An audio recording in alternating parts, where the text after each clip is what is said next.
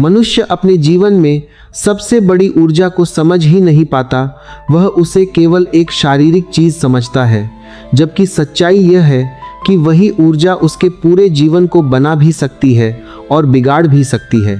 और यही ऊर्जा जब बिखर जाती है तो इंसान कमज़ोर हो जाता है, उसकी सोच छोटी हो जाती है, उसका आत्मविश्वास गिर जाता है और उसे खुद समझ नहीं आता कि उसके अंदर यह खालीपन क्यों है। वह बाहर चीज़ों में सुख ढूंढता है, लेकिन उसे कभी संतोष नहीं मिलता, क्योंकि असली शक्ति वह खुद ही रोज खो रहा होता है। और फिर एक दिन उसके भीतर सवाल उठता है कि अगर इस ऊर्जा को बचाया जाए तो क्या होगा, अगर इसे रोका जाए, अगर इसे संभाला जाए तो क्या बदलाव आएगा।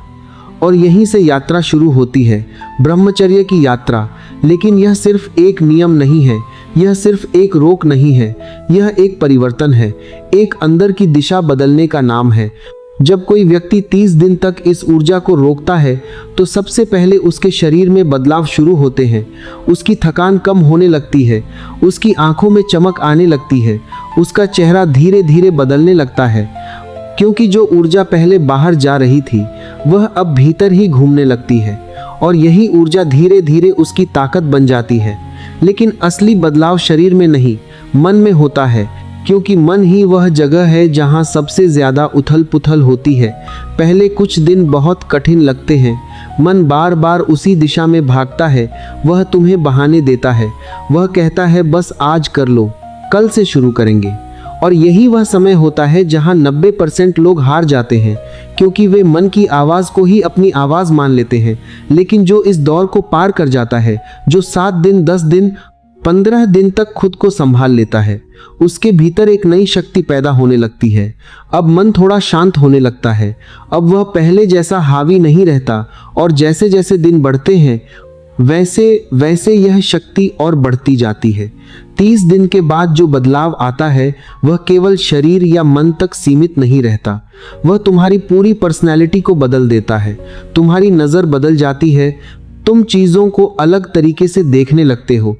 अब तुम्हें छोटे छोटे सुखों में मज़ा नहीं आता, अब तुम्हें बड़ी चीज़ों की तलाश होने लगती है, क्योंकि तुम्हारी ऊर्जा अब ऊपर उठने लगी है।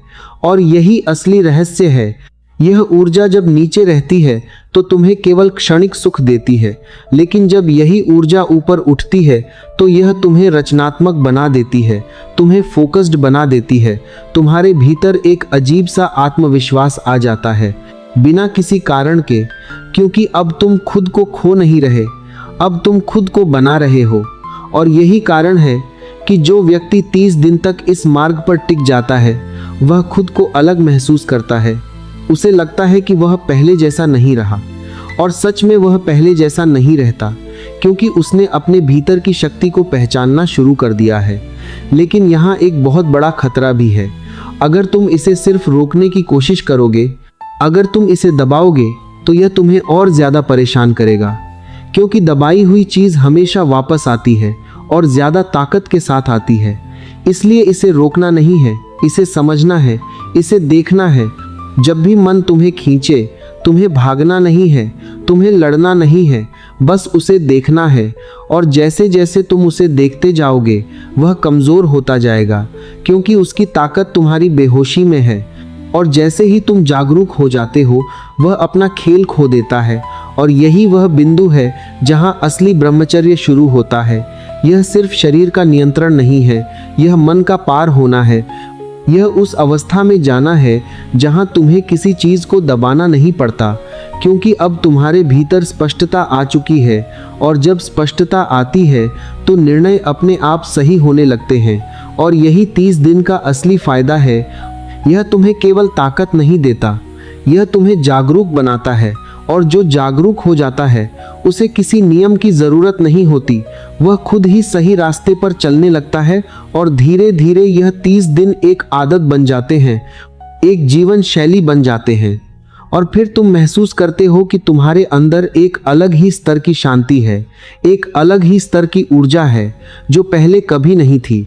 और यही वह बिंदु है जहां तुम समझते हो कि असली ताकत बाहर नहीं, भीतर है।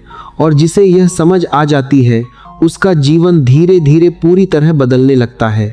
जब कोई व्यक्ति इस मार्ग पर थोड़ा आगे बढ़ जाता है तब उसे लगता है कि अब सब आसान हो गया है, अब मन शांत हो गया है।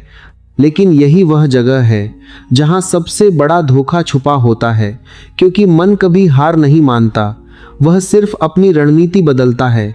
पहले वह तुम्हें सीधे खींचता था, अब वह तुम्हें धीरे धीरे बहुत सूक्ष्म तरीके से पकड़ने की कोशिश करता है। अब वह तुम्हें गलत कार्य के लिए मजबूर नहीं करेगा, बल्कि वह तुम्हारे अंदर कल्पनाओं का जाल बुनना शुरू करेगा। वह तुम्हें सोच में उलझा देगा, वह तुम्हें ऐसे दृश्य दिखाएगा जो बाहर नहीं भीतर बनते हैं। और यही सबसे खतरनाक स्तर है, क्योंकि अब तुम बाहर से शांत दिखते हो, लेकिन अंदर से वही संघर्ष चल रहा होता है। और अगर इस स्तर पर तुम जागरूक नहीं हुए तो तुम फिर से उसी जगह गिर जाओगे जहां से उठे थे। इसलिए यह समझना जरूरी है कि केवल बाहरी नियंत्रण पर्याप्त नहीं है।